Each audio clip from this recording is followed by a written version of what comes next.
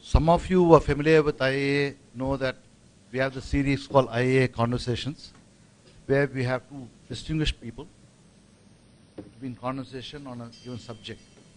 The subject that we have chosen today actually is a fairly new subject to India, probably to the world, a subject where news is compressed in very few words, and that summary is available in the app, and you can then click on it and go and find out more about that news if you are interested.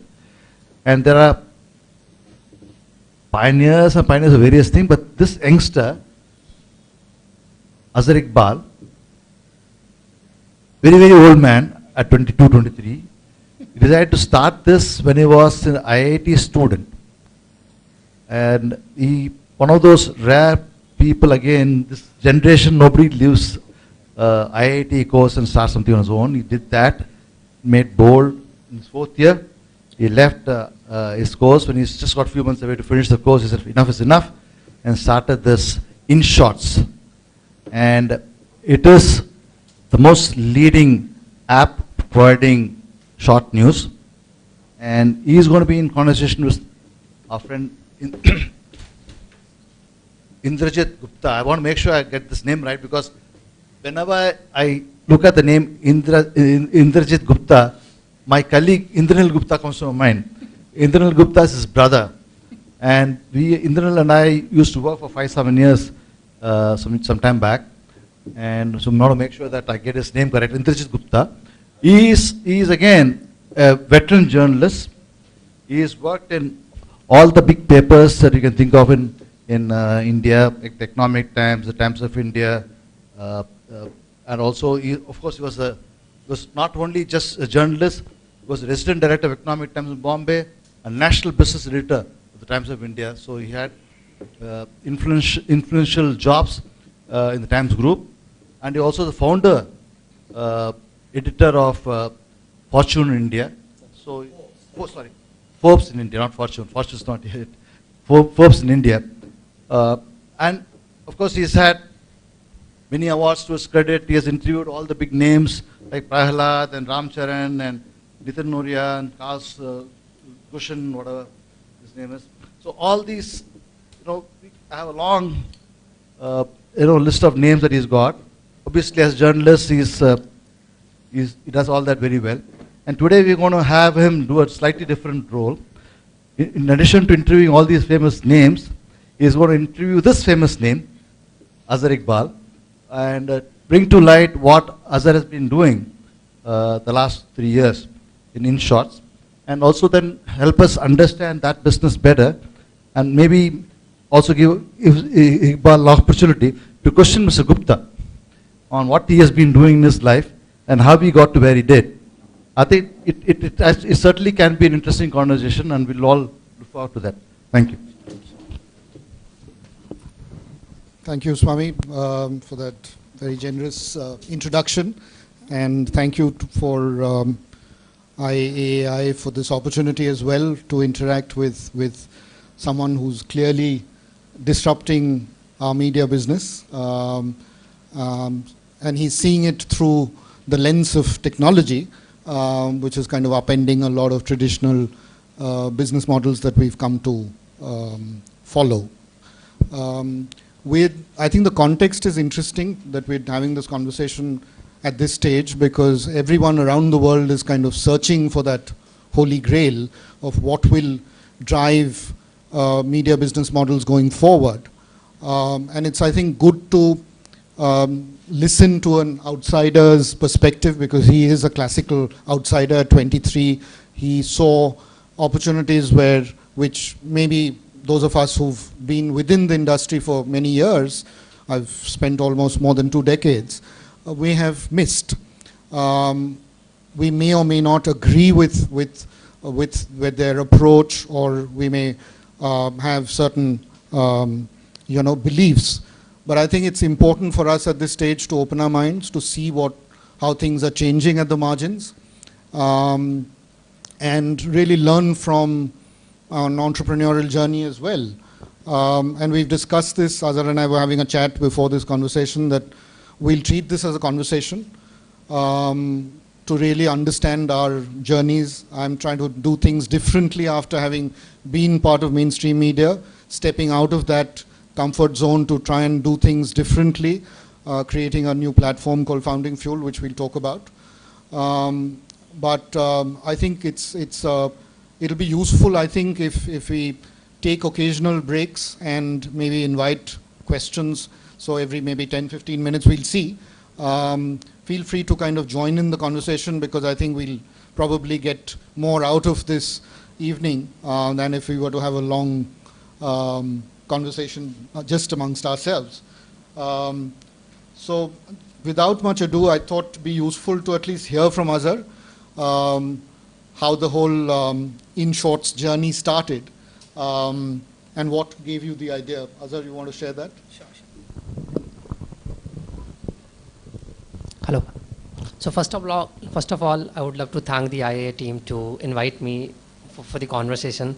And coming back to, I think I will directly come to the question that sir had. So how did this journey started? No, sir. Call me IG or Indrajit. Okay, sure.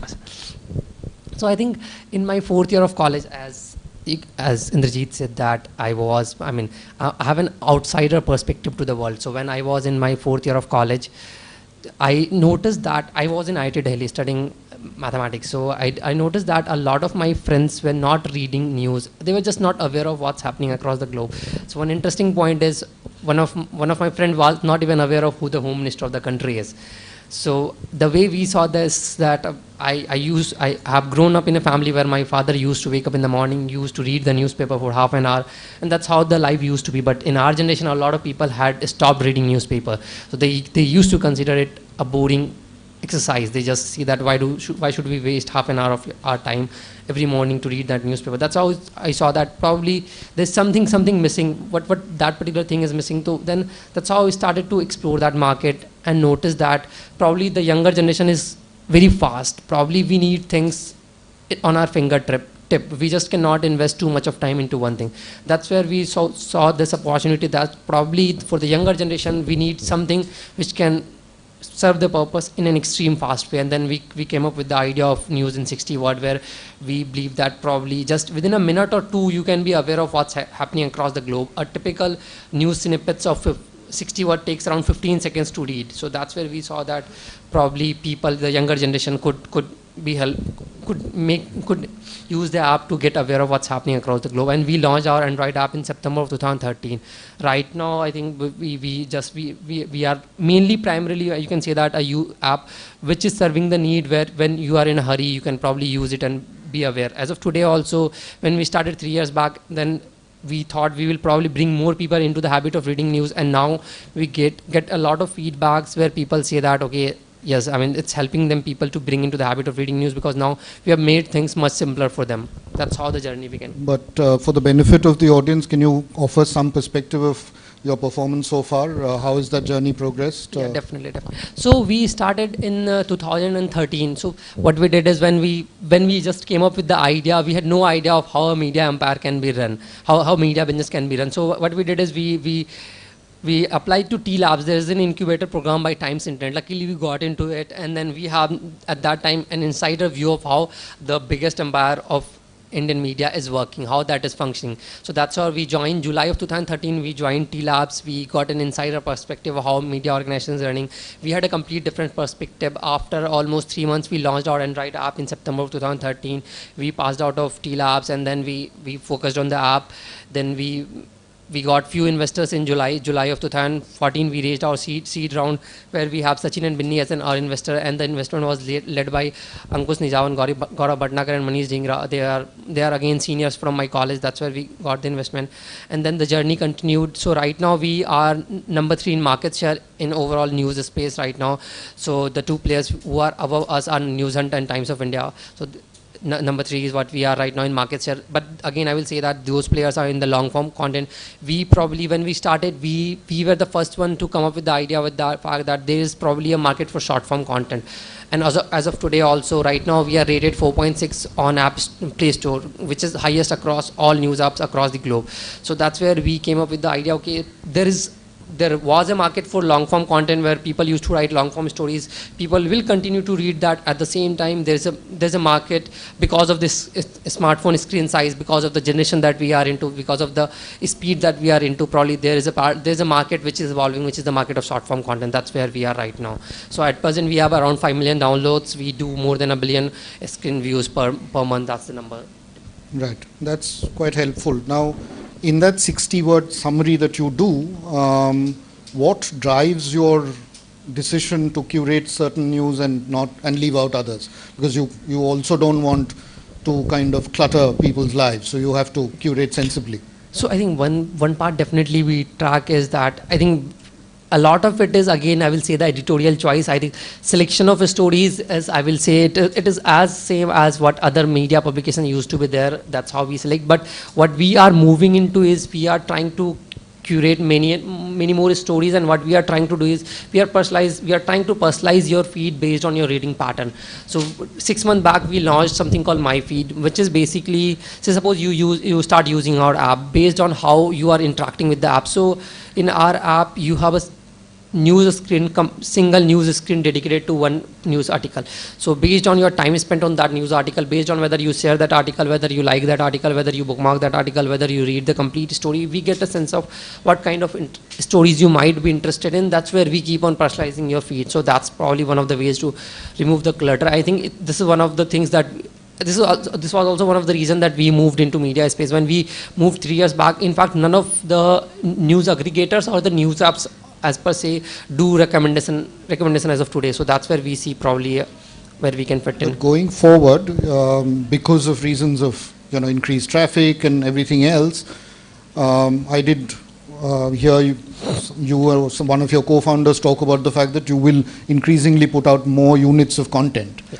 Now, how do you balance this? Because at one level, I think I will say that again, when we say that writing out more content in the back end and serving what a user needs are completely two different problems. Probably what we are trying to do is we are trying to we are trying to create many stories in the back end, but probably will fed you with what you are interested in.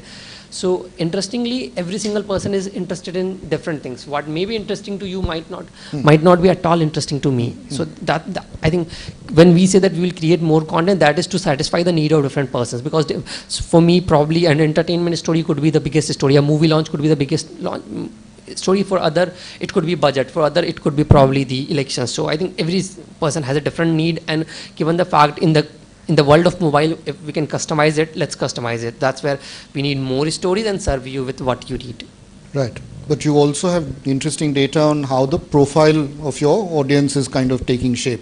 Do you want to share some perspective in terms of what the demographics look like? When we started, a lot of our users are younger generation, probably because they are the generation who are in hurry, extremely hurry. But we say that the way we are evolving, the way we see it ourselves, is probably we are something which every single person needs out there. That's like 5 minutes of your daily dose, which you need at least. And then you can go on to your newspaper, then you can go on to other news depth to read in-depth stories. That's different, but we can parallelly coexist. So we see that probably every smartphone user could be a potential audience in the long run.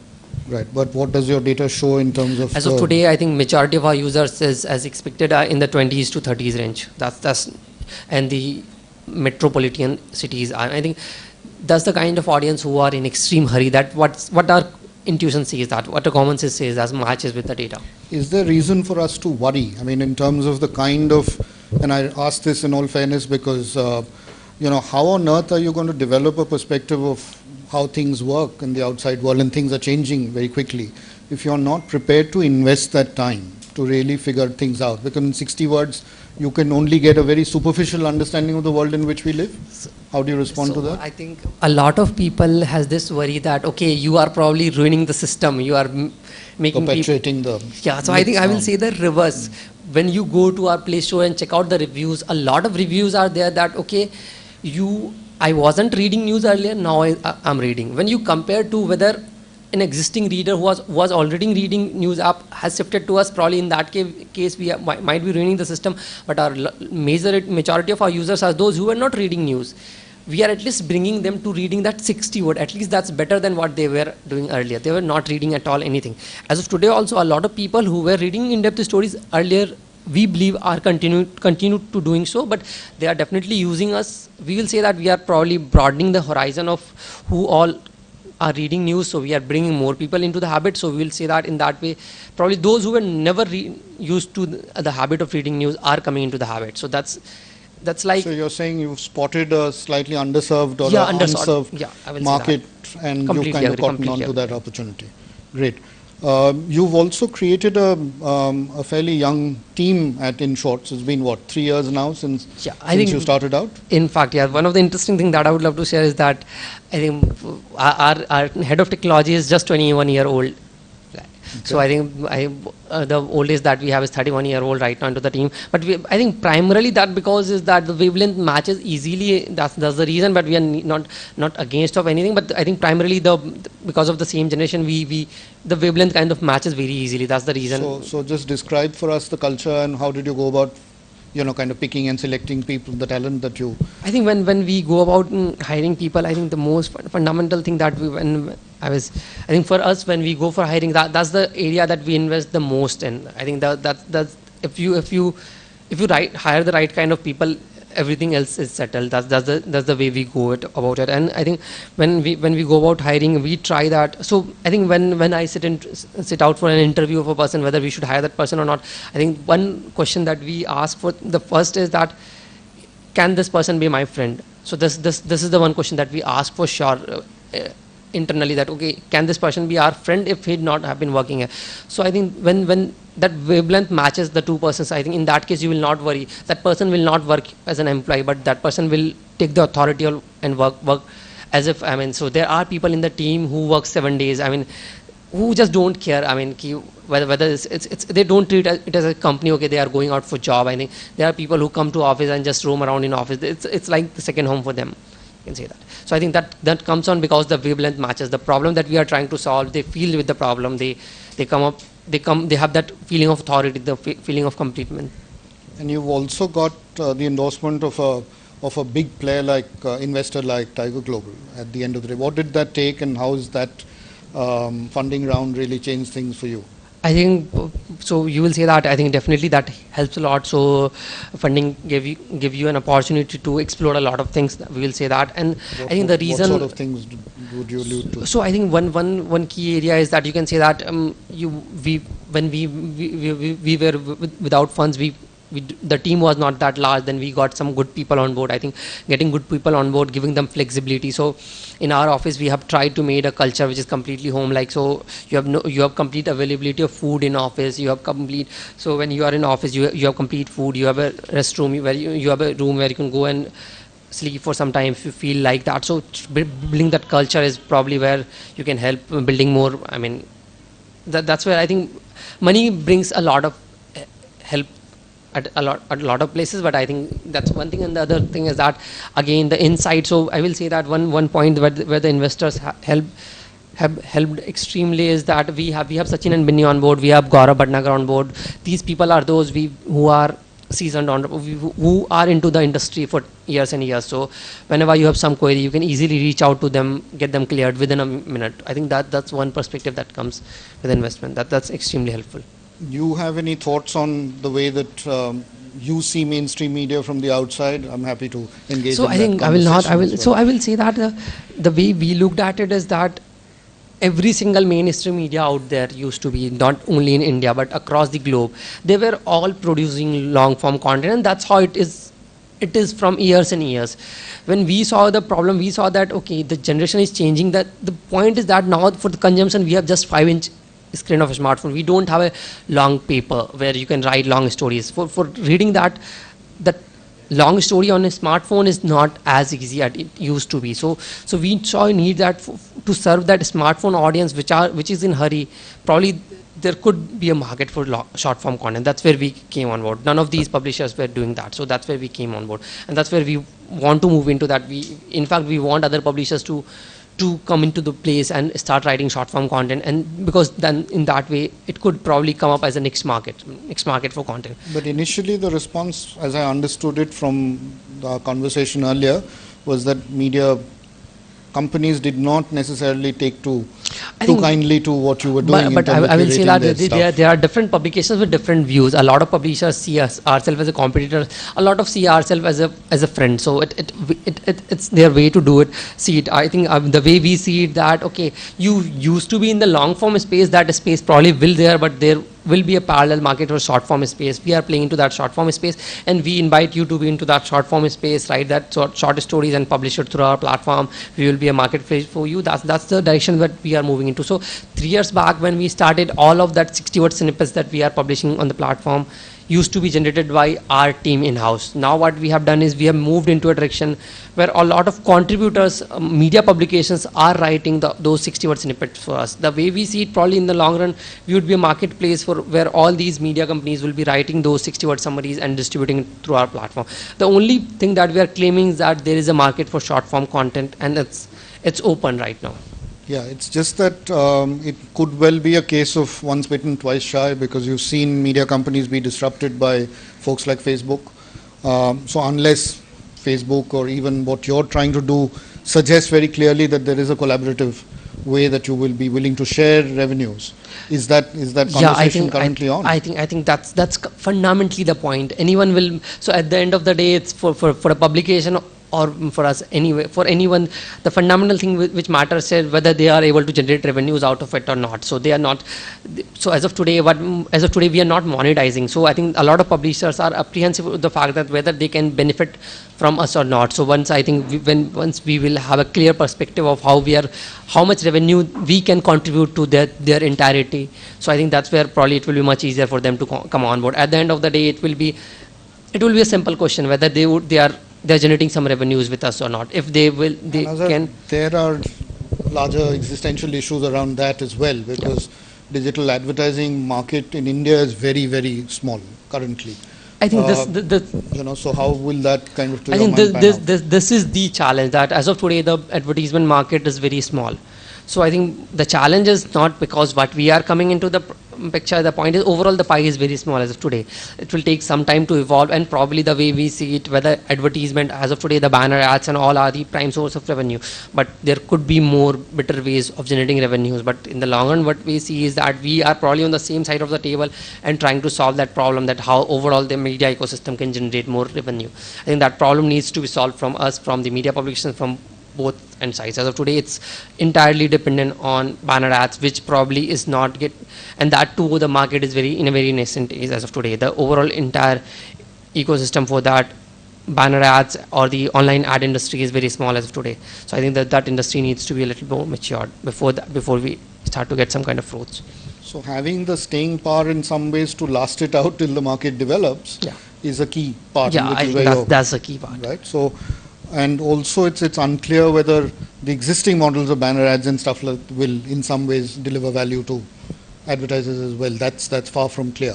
If you look at Daily Hunt, they claim they have 45 million plus downloads, but the advertising that's coming out of it is fairly meager. It's not keeping, like you said, publishers terribly excited. So clearly that piece is unclear. So which is one of the reasons why in Founding Fuel we took the call that we will not be advertising centered. We in fact removed that option entirely for us so that we can think strategically about what are the other revenue streams that we can develop which go beyond just being an ad supported kind of model. Any thoughts on that? I think one key areas that we look into can be a potential way to generate revenues for the media companies is that a lot of Indian media companies of today are primarily dependent on banner ads. But what we see is in US also a lot of companies have proved that sponsored content could be a big way to go about it. I think there are a lot of examples in the US market who have proved that sponsored stories can generate much more revenue in many folds in times compared to what the banner ads could generate. So we see that probably interesting sponsored stories could be the way forward. So that's one of the ways that we see. Probably that's what we are experimenting with also right now, so that probably that could generate much more revenues in the long run. So sponsored stories, because that will be extremely helpful for brands to brand through sponsored stories. Sorry. So I think that could be clearly written on the stories, that whether it's sponsored stories or a normal story. Yeah, that will be. So you cannot compromise with the user experience any day. Otherwise, I mean, you won't last. That's what we believe. So I think primarily the way we look at it is how interesting can you create a sponsored story? How interesting stories can be created is the challenge, I think. So we kind of open up for some questions from the floor. Gurveer's already kind of fired the first salvo. Can we get a mic here, or is that good? Okay, okay.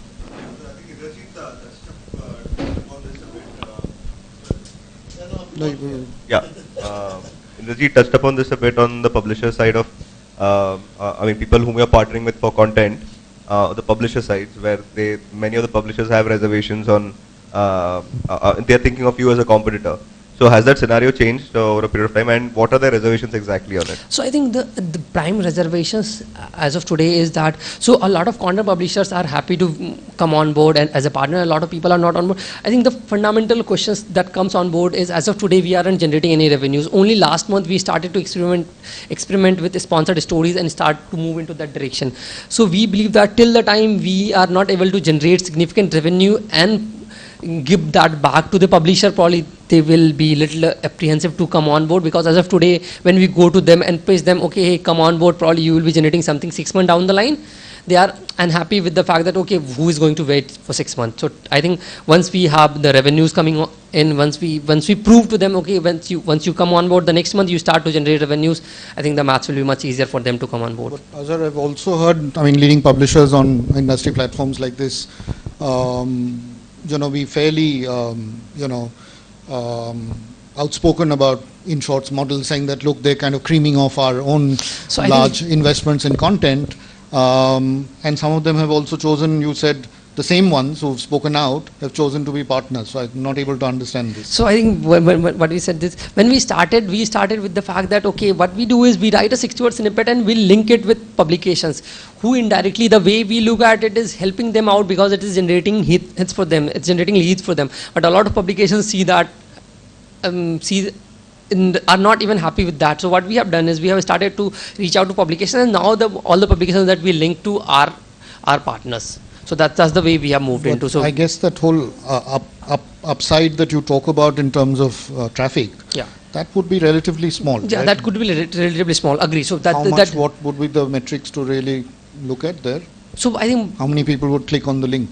So that, as I discussed last time, so that varies upon story to story. So that outlink could be 0.5% in the worst case, it goes up to 5% in the best case. So that varies depending upon what kind of a story that is. And so the way we are moving into is probably that full story is one way of generating revenues. The way we are moving into is that the pitch that we have is, there is the market for short form content. You can generate revenues out of that short form itself.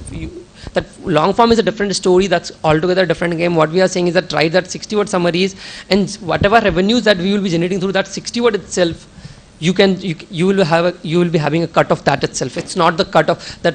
Full story is completely yours. You generate the revenue out of it. We will be sharing that revenue from the short form content. Have you done any pilots so far? So we have just started to move into that direction. So we have a few publishers on board who are niche publishers. There's this publication called Sports Kira, who are partner with us, who write that 60-word themselves, push it onto our platform and publish it. So this is the way we are into. So in that way, so our sports section is primarily written by Sports Kira. The way we want to move into is that each and every section or each and every article that is being published on the platform could be provided by some of them, and then in that way we will be a marketplace where these publishers will be distributing their content, their short form content. That's how we see it. We see it probably Twitter or Facebook or any other platform that you are using, you are distributing your long form content. Probably we could be a partner for short form content, right? That short form content, publish it through our platform. But I think the fundamental questions boil down to the fact that why will they do it? As of today, they are not generating anything. The day we will show them that, okay, you can generate revenue out of it, that could be significant compared to what you are generating already, I think all of them will come on board. Sure. Any other questions? I think just to quickly add on to that, more than the sharing of the revenue, I think Azhar, is also the fact that they don't want to lose out on that kind of traffic, which they are giving as a publisher. They might not want to share that traffic with, so that's why a lot of publishers like Times and other guys are not there on Daily Hunt and News Hunt. I think is that, so it's not only about loss of revenue, it's about loss of traffic as well. That, you know. I think, but ultimately the questions boils down to the fact, I think, I mean, traffic doesn't make sense if you don't make revenue. So ultimately every question boils down to the simple fact that whether you can generate revenue out of it or not. Times of India will not worry the day we will show them, okay, you can generate or any other publication will not worry the day we can show them, okay, we will help you generate as much revenue as you would have otherwise generated. So I think it's more about generating revenues rather than whether they are getting hits or not. So I think in this case, what we are saying, again, I will say that the long form will continue to exist. What we are saying that short form hits, that short form is yours only. So that hits that the short form is getting is yours only. It's not ours. It's We will also, be probably. I think another way to look at it is that he's serving a segment of the market which is underserved or not serviced really well. They wouldn't have gone to the Times of India anyway to consume what it was on offer. So it offers another way of kind of expanding the market, if you like. So any other questions? Then we can. Yeah, you can say that. So what we are saying that. Exactly. So what we are saying is that there used to be there used to be players like Facebook or Twitter, or you can say that Flipboard or News, and all these players, they are aggregators in the long form space. What we said that there is a market for short form space, and we are the distributor for that short form content. You start to generate that content and distribute through us. So when we started, there was no acceptance that there could be short form content, so we started to write it ourselves. But in the long run, we probably would, if things go as what we see, probably we would be just contributing a fraction of what the stories will, probably out of the 100,000 stories that we would publish on the platform, 100 or 150 or 200 could be our in-house, but majority of it could be from our friend networks of publishers who would probably writing those stories, publishing it. The revenues that we would be generating will be shared between the two, and then the questions that will define whether they will come on board will depend upon how much revenue can we generate for them. Just one question. Hello. Yes. Yeah.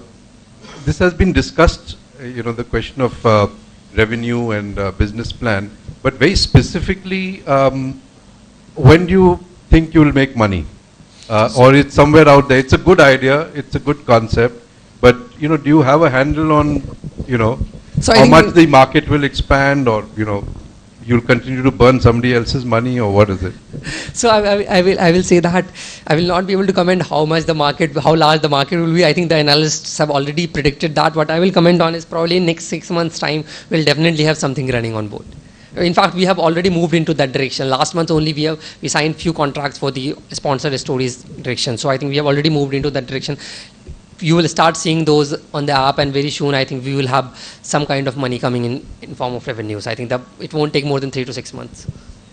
So sorry, someone had.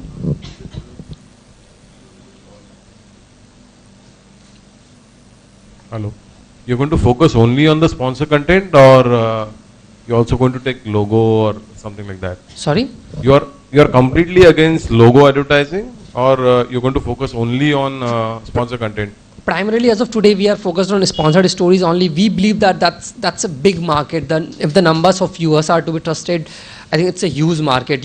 Sponsored stories are a extremely good way to brand your company. So I think that's extremely helpful for the brands. At the same time, it's a content which the users love to consume. And how you're going to share the revenue? Suppose a particular story comes on board in short. How are you going to share how are you going to predict what kind of revenue has come because of that story? So I will give you the simple example. So suppose in totality, as of today, what we do is we do more than 1 billion news swipes per day. So suppose one publisher is there which contributes to say 10% of that screen swipes. Say suppose 100 million screen swipes are being contributed, 100 million short stories are being contributed to by a particular publisher. That means out of the entire revenue that we are generating, 10% revenue is in some way is being contributed to by that player. So that 10% revenues suppose we start to generate say $10 million per month. So you can say that 10 million, out of that 10 million, 1 million is because of that particular publisher. So we will share that 1 million between we and the publisher. That's how we see it. Yeah. Scoop has a similar model of monetization where they were selling sponsored stories, etc. And they were selling it on a fixed sort of any advertiser pays a fixed amount for a period of 1 week, they'll carry the story. Now, I think from what I have seen is, I don't know if it's the revenue pressures from the investor or whatever it is, because initially they were not open to banner ads. Now, if you see Scoop Whoop, which in spite of being such a mass portal and we thought that they were making good enough money from the sponsored content, I think that has not been enough, and they have resorted to, or rather come down to placing banner ads, Google ads and all that. So I think the that proposition might sound very attractive, but is it sustainable is the big question. I think BuzzFeed is a big example in US which does it extremely well. So I think it might take some time before the Indian market, I mean, gets into that form, but probably the way we see it, probably it will definitely move into that. BuzzFeed is a big example. It generates a huge amount of revenues only through sponsored stories. I think it will take the market will take some time to get mature in that direction.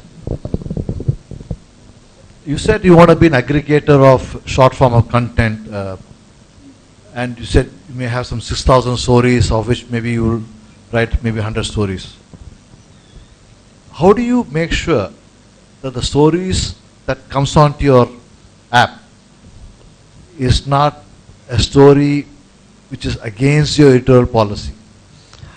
It's very difficult for a reader distinguish from the story whether it's your story or somebody else's story who's sending in this content.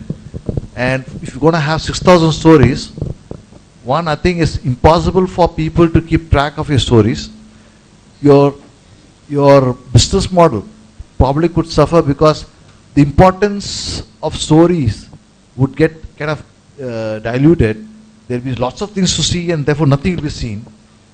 So you have a problem on the quality of content or editorial policy that you may have pursued of that, and also the content getting lost in the huge mass of content that may be there. Because yours is one page at a time. So I think what the question, if I will rephrase it, how will you maintain quality when you scale? I think the challenge is faced by every company out there that's there. So I think the question boils down to the fact whether we are generating it in-house or generating it through our partners, how will we maintain the quality of those stories? I think one key is that who all we are partnering with for those content. I think that's one of the ways to go about. The first will be who all those contributors are, who are on our platform, who are writing those stories. Again, saying that the second is all the stories that goes on our platform, we have in-house team who can look after all those stories, whether they are, the quality check can be any day done in-house. And the way we look at it is say suppose, I think 6,000 is a large number as of today. We will say that even if it's 6,000, we see that just a team of a single person can easily scan 50 articles per day for quality, just to ensure quality. So even if we need to check the quality of 5,000 stories, it will take a just team of 100 people or max 200 people, 300 people. That's completely fine to ensure the quality. That's just 5,000 stories per day. So 200 people will easily. No. So no. As of today, we just do 150 stories. So the maintaining the quality is not as big a challenge as when it will be. Look at each story. Yeah, as of today, so it's completely every single story that's going out on the app, whether it has been written by us or by our It's a manual system.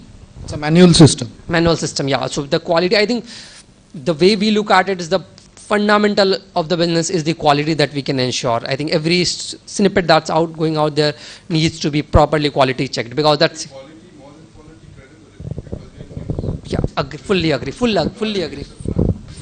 agree with your points. I think it's quality and credibility. So I think it's completely dependent on fact who all you are partnering with. I think that's where I think the partners. So two quick follow-up questions to what Swami and Gurveer were asking. One is that I noticed that you also strip opinion and viewpoint from the stories. Now, sometimes that could end up in a situation where the quality of the story also kind of loses its impact, because if you can't ignore, and every story isn't necessarily always entirely factual. There is a point of view that the writer brings in because of the research that they've done. Now, how do you respond to that?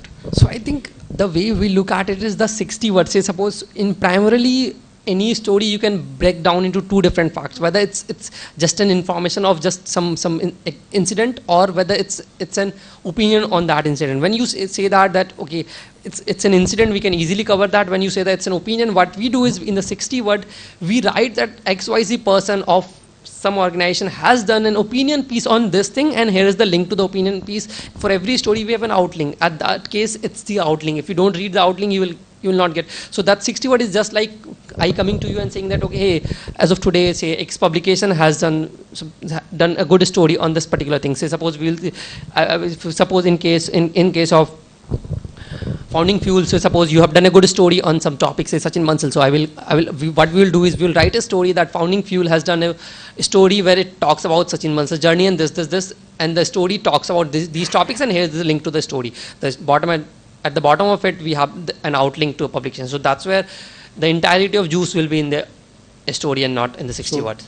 Fair enough. Do you see do you foresee a situation where technology is able to kind of progress to a level where all of this gets automated? I'll tell you Not why as I of today. ask. Not as of today. Bloomberg, for instance, I think recently had circulated, a memo that got leaked, I think, where they said they were working on bots that would in some ways write their own So stories. as of today, as far as we have researched, and the state of art of NLP is not good enough to create good snippets. I think it's the technology needs to evolve much stronger. The way we see it, probably it will take at least 3 to 5 years, at least in the case that we have some qualities algorithms to write, short stories.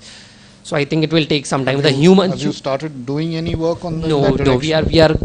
we are still believers of that. The quality or the essence that a human writer can bring, probably that essence, the feeling of the story cannot be written. Is that algorithmically. validated by what you see around you? Yahoo had a Yeah, lens I in think which- exactly. A lot of publishers who used to write, who used to have algorithms to write summaries haven't succeeded in past. I think the kind of engagement that, I think before we came into picture, there were a lot of publishers who were trying to do short form content but algorithmic.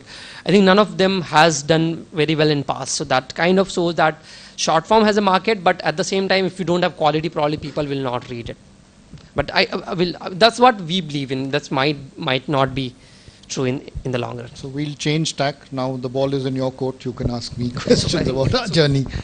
So I think the question that when we were saying is that, so I think in case of the way we see it, probably ourselves and what founding fuel is that in that case was that when we say that 60 word, it's just an information. So the way we look at it is many of the cases when we say that when you have an in-depth story that you have done on something, in that case, probably distribution of that story is a challenge. How do you take it out to the people? That's where probably we see ourselves more into. So in that way, if you see probably what do you see ourselves as a competition? What I will ask. Not really. In fact, you're very right. Even if we do and we've done stories that have, in some cases, as large as 7,000 words. The last story that we did, which was an in-depth piece on Aadhaar, and we did a fairly deep dive because it's a transformational project. It will, in some ways, create new opportunities in India that we haven't seen before. In fact, Bill Gates was here a few months ago, and when he saw what was going on the Aadhaar project and the next phase of Aadhaar, which is to really turn it into a platform where innovation happens in the fintech space and several other things around public services, it needed that kind of deep dive. It couldn't be told in 60 words, let alone 60 words. Even 3,000 words wouldn't be enough when we're thinking of turning it into a book. But the key thing is, like you said, how do you tease it? If people are distracted by definition, how do you kind of engage them better? Summaries are one way to do it. We use Twitter cards we use these cards on Twitter where you offer a glimpse of what the story is about, maybe some quotes, some pull quotes. There are many other ways to kind of use social media, particularly Facebook, to try and kind of drive conversations around that story for people who are interested. But discovery is a issue. So distribution, the challenge won't go away. But we've chosen not to, in some ways, remain focused on our platform only. So we've used a partnership with Mint, for instance, as a way to amplify our work. To say that, look, everyone must come to Founding Fuel to read us as a new brand, that's not necessarily a very smart way to go forward. So they have a content syndication arrangement with us, which enables us to kind of place our content on the print edition. It doesn't make sense for us to launch a print edition. The costs and economics of it don't make sense at all. So we earn revenue from that, as well as get another way of amplifying our stories and taking it to a wider audience. And it's usually a curated set of stories that have already appeared on Founding Fuel that go on Mint. The other way to do it is that, and we spoke about this earlier as well, a lot of content is in the form of video and podcasts. People are consuming a lot of that. So on how on earth do you, get people to come to Founding Fuel? It would be well nigh impossible for us to entirely do that. Then you have to spend a lot of money on search engine optimization and Facebook marketing and all of that. So we've chosen to again partner with Ping, which is a Ping network co-founded by Govind Ethiraj, senior journalist, and he runs a multi-channel network with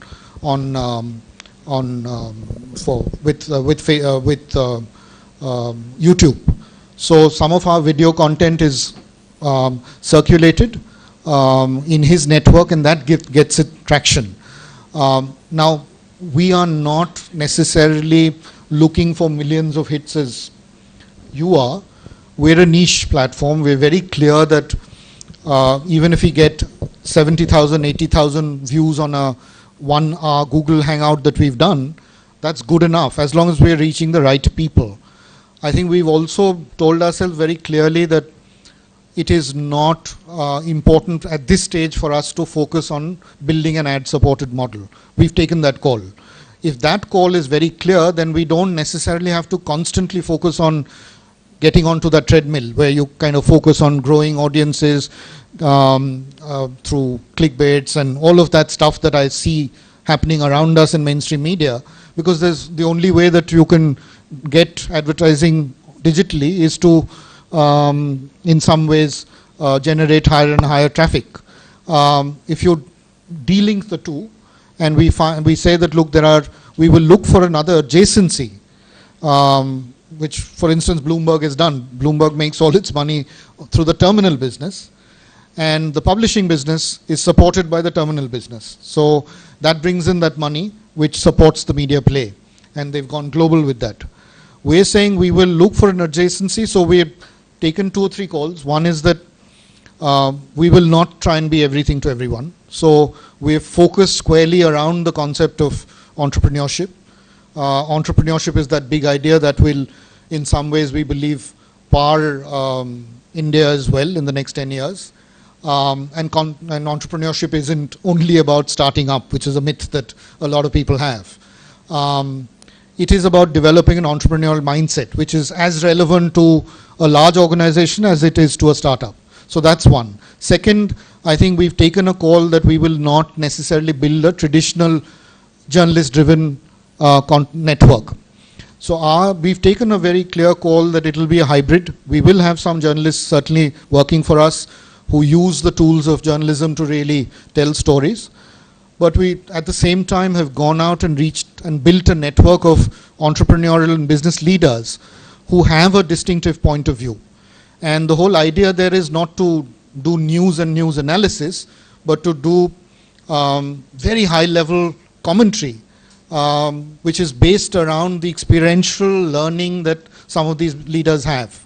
So you, Azhar, you're an entrepreneur. So at this point, when you think about from where you are to scale to a different level, you said you kind of touched base with Sachin and Binny Bansal, and they've given you their lessons.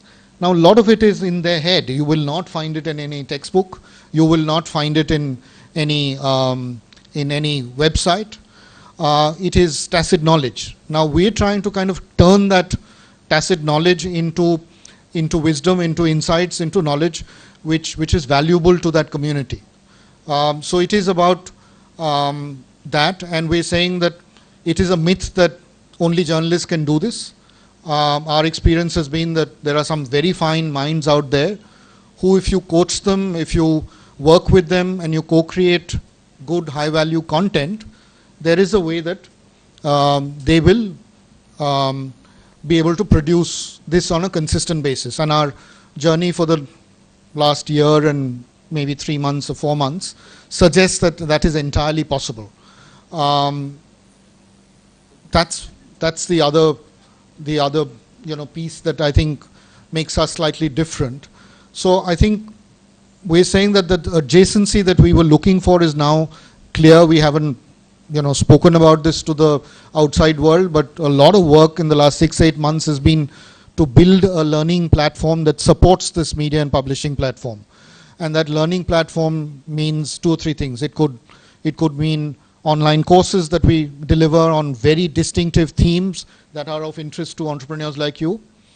It could be offline workshops. It could mean creating a very interesting speaker network, which goes on out. There are other speaker networks, but we're trying to do it differently. We're also kind of designing very highly curated immersions for businesses from outside India who want to come to India and experience and understand the Indian market, and India is fairly big. Founding Fuel, with its network of entrepreneurs, enterprises, other knowledge partners, has the ability to do this in a very distinctive manner, very immersive, very experiential, new kind of learning. So we're trying to disrupt and find a space between, I'd say, a blue ocean between media and learning, which is a bit of a cross. Other media companies have tried this. It's not the first time that it's being attempted, but we don't have the same kind of legacy as they did.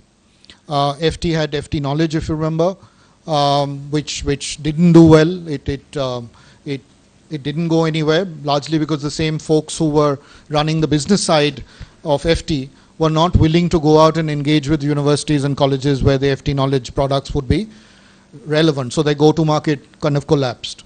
There was a time when McGraw-Hill and Business Week used to have a good possible knowledge play, which didn't go too far. Economist has a Economist intelligence unit.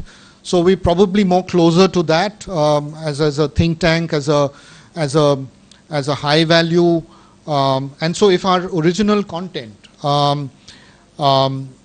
we've taken the call that less is more. So we will not pummel readers with 60 pieces or 100 pieces every week.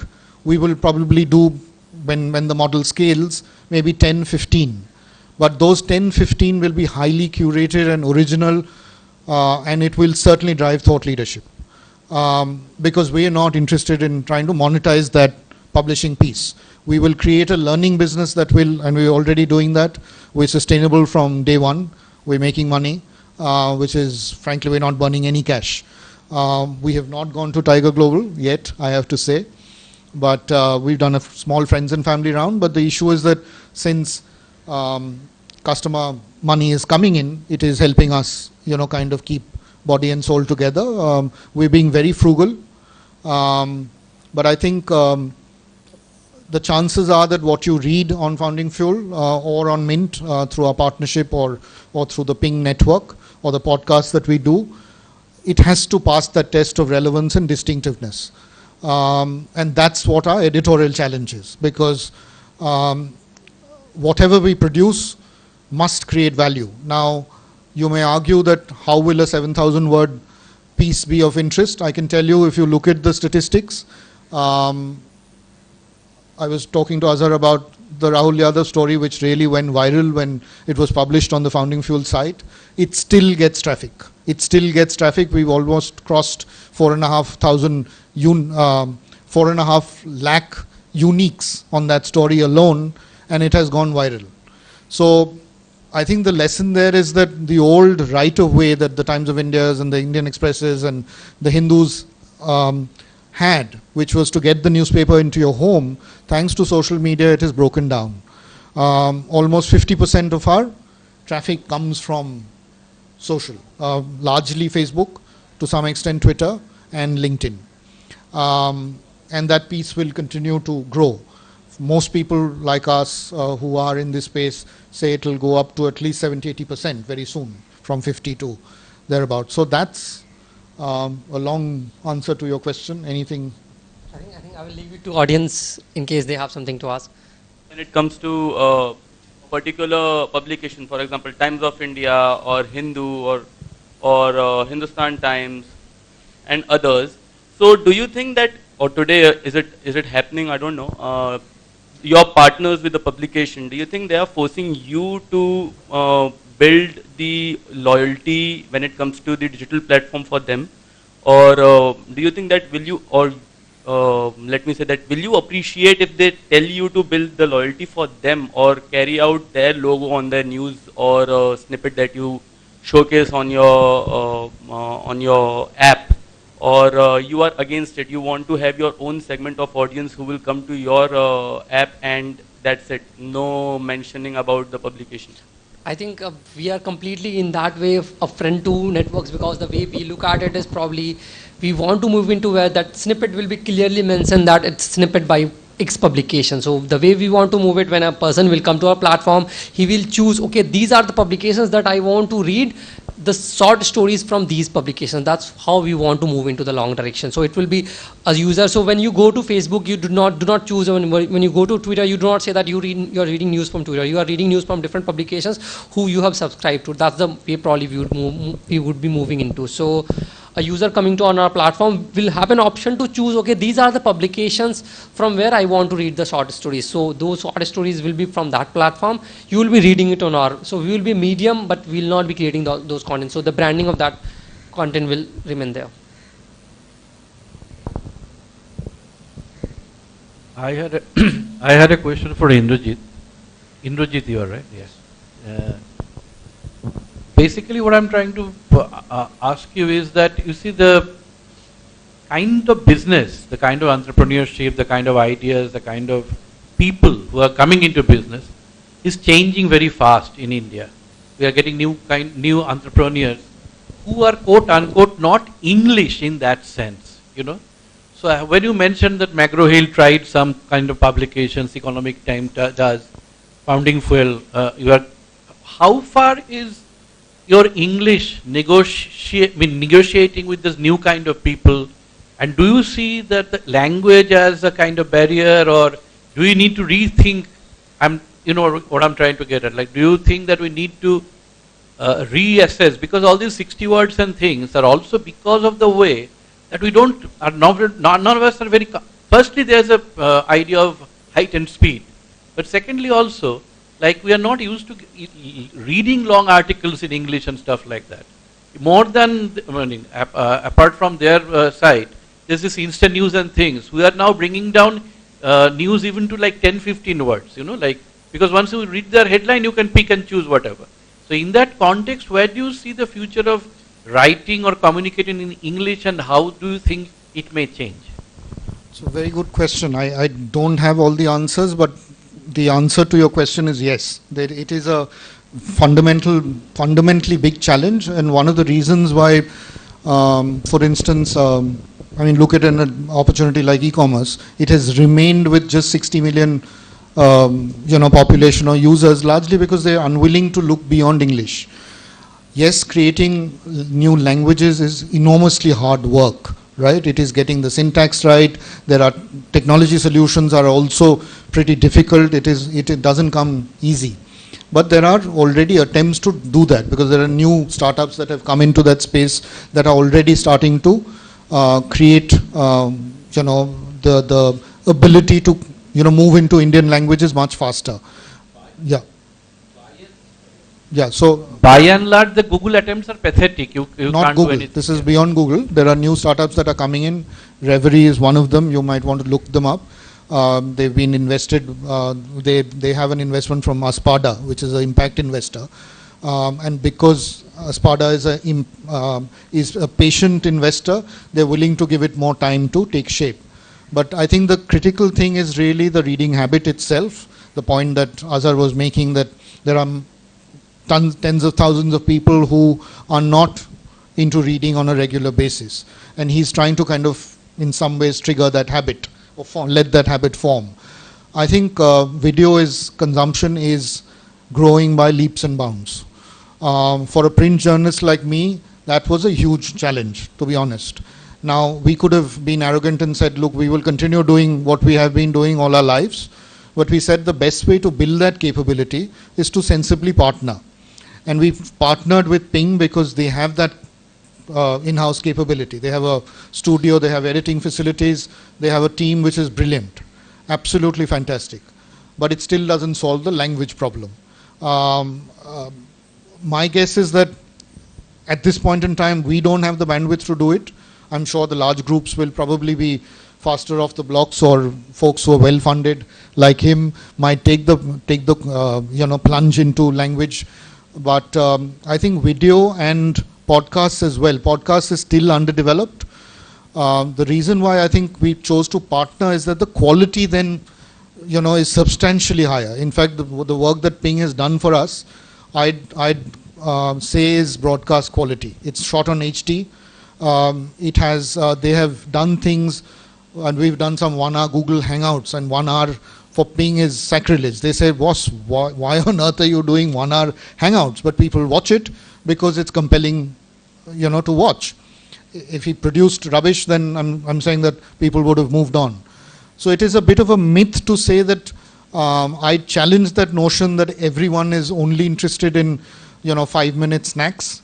You cannot understand today's world if you take that point of view, because as all of us here, we've seen how Brexit played out, right? One of the reasons why Brexit, the phenomena hit us, is that people are not willing to understand things deeply. They take decisions and then think. If you want to kind of perpetuate that kind of society and accept that's the way things are going to be, then you can choose to. We've chosen that, look, we will focus on a certain niche. We will not try and do everything. But in that niche, people who are interested in learning and becoming a high-performance entrepreneur will gravitate towards us. The implicit there is that only maybe 10% of that audience will gravitate towards us. We're happy with that, because we cannot possibly do the job that he's doing, because our approach is very different. So he is serving that 90% which may not necessarily come to us, and hopefully trigger some interest in learning and reading. But I think digital, and I think the limited point there is that digital sometimes makes us greedy. We think that because we're digital, we will amass thousands and millions of, we lose sight of the fact that there are, that the work that we do, we must stay true to that character. Everyone can't be in shorts, and neither should they.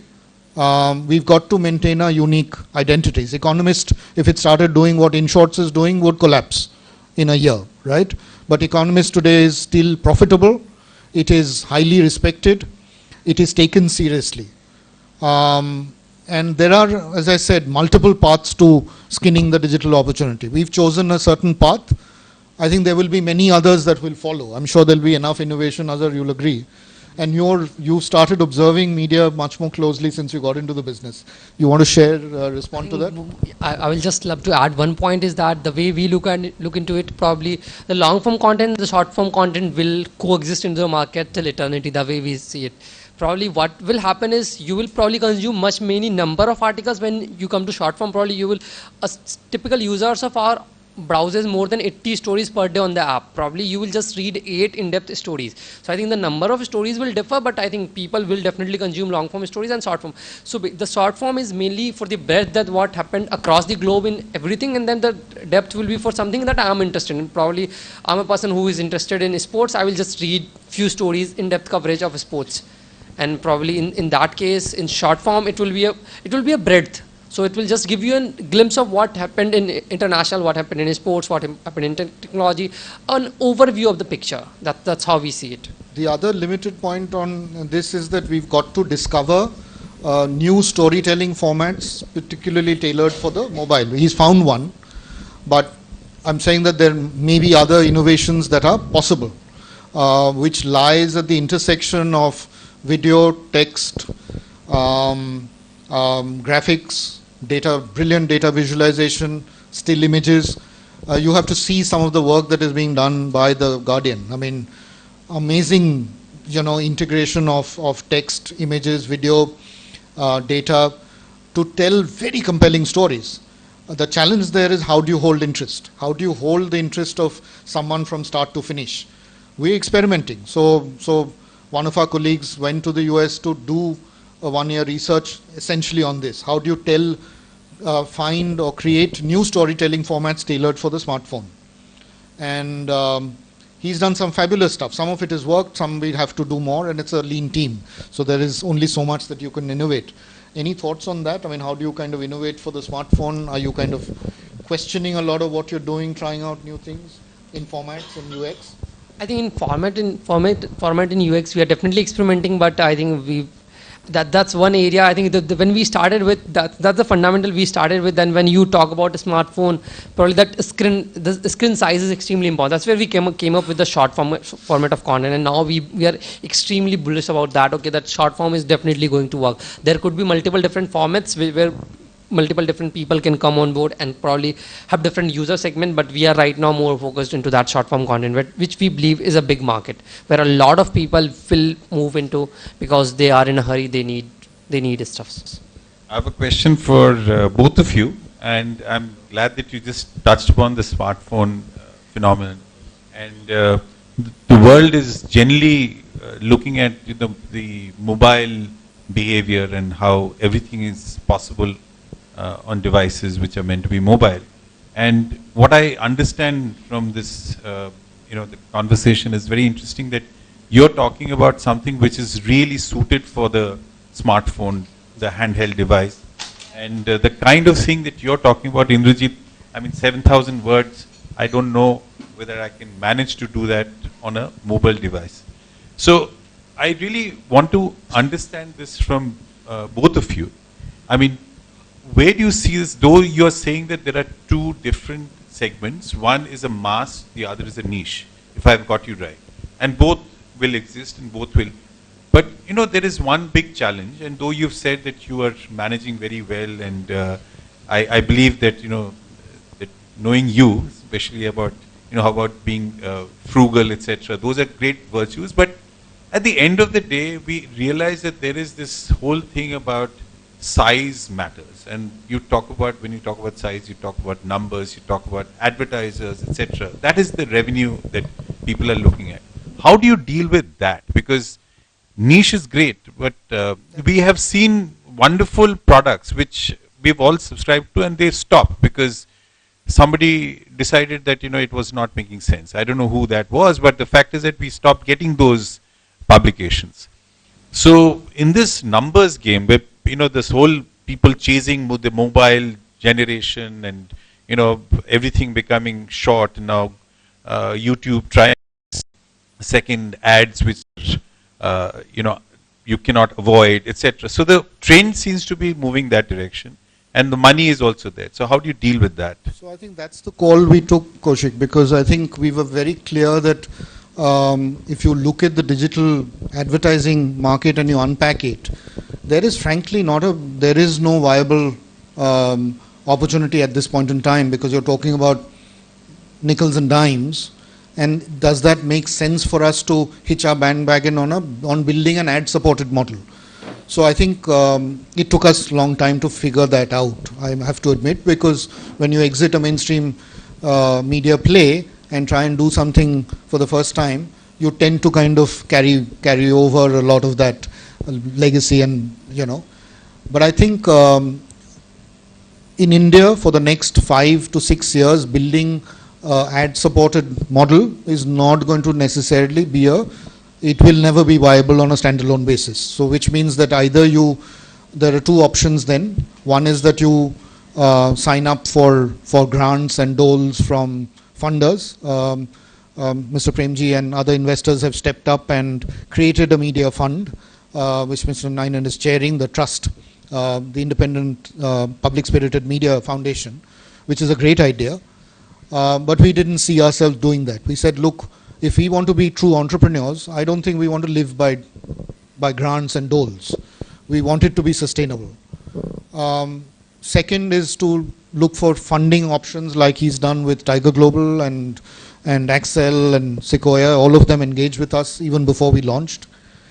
We took the call that, look, to be true to ourselves, we can raise that money, but how on earth are we ever going to be sustainable? If we have to be true to ourselves, do we ever see ourselves in the next 5 years being able to build a business that generates a return on investment for the investor? The answer was no. So we chose not to do it. We chose to hunt ourselves and look for a more viable format, which is to say that no to an ad-supported model, because it's a waste of our time at this time to chase advertising, because it won't even pay for our lunch. So I think we started looking at an adjacency which would in some ways fit into who we are and what we do, and how do we serve that community well. And that's where the learning piece came through. Much like Bloomberg has its terminal, our learning business helps fund the publishing part. So the publishing model takes on the role of knowledge, thought leadership, much like what a McKinsey Quarterly would do, or much like what the information in the US is trying to do. The information is entirely subscription driven. We are not there. India, no one will pay for content either. So we're kind of don't have that luxury as well. Last 2 weeks ago, some of my colleagues from Forbes announced their former colleagues. They've started a new venture called the Ken in Bangalore, which is again niche, entrepreneurship, healthcare, technology, mobile, you know, that basic technology-led entrepreneurship space. And they believe that they can build a subscription-based business.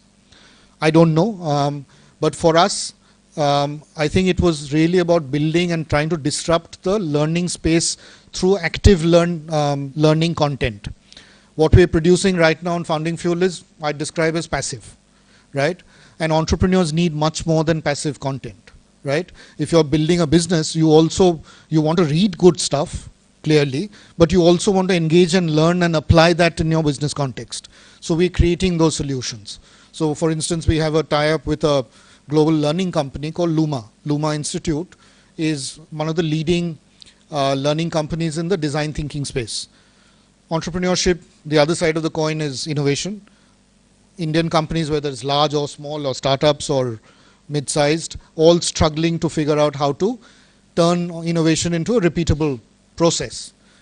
Design thinking allows you to do that because it creates a collaborative set of a platform and a set of tools which allow you to then learn and apply that to a specific business challenge. So we've actually used our network of contributors that I spoke about, because it is not a traditional journalist network that we've built. There are some journalists who write for us, but there are also many entrepreneurs who work with us, whether it's a Shubhrata Bagchi or Harish Chawla, who we're familiar with and from the media space and e-com space, R. Sriram, who used to be founder of Crossword. Very, very bright, distinctive voices. And it's a very deep collaborative engagement. It's not just saying that, Sriram, tomorrow just wake up and, write something for us. We've collaborated very, very actively. And they're also now collaborating with us on the learning piece. So we've already started, bringing in revenues. And there are many ways that you can use, comes together. And we at Founding Fuel really end up designing and curating that whole immersive experience, right? And obviously we get a fee for it as well. But why are people willing to be part of this immersion? A Future Group or a Star, where they shared the whole experience of Hotstar. Fantastic stuff. Largely because they also get an opportunity to engage with, these are senior leaders, they're not students who come. So there are many other ways that online courses, speaker circuits that we're looking to build, offline workshops that we've already done, working with enterprises on solving a particular business challenge that they're facing using design thinking tools. So we don't consult, we're not consultants, but we're catalysts. So we're innovation catalysts in that sense.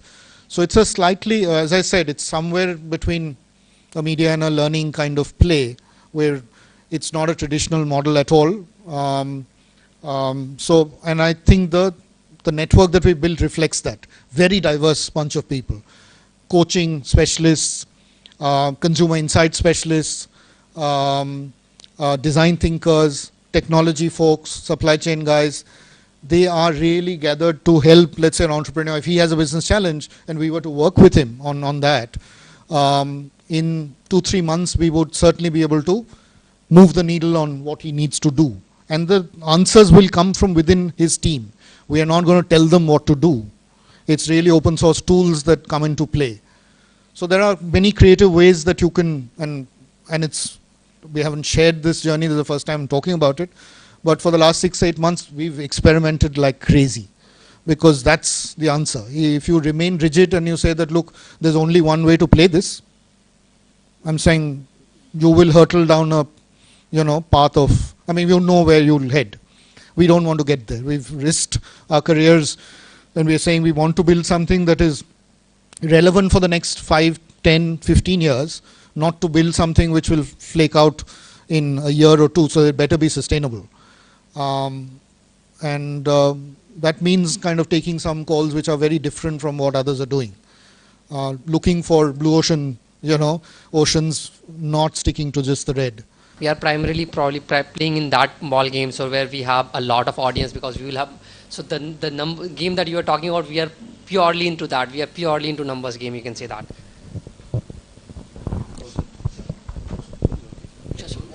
I think it's 7:05. I think we need to close this. It's been an engaging discussion. So thank you very, very much. It's been wonderful. Thank you. Thank you very much. And we have poor fellows come from Delhi. I didn't realize that he's from Delhi, but all these youngsters can travel. It's okay. They're allowed to travel.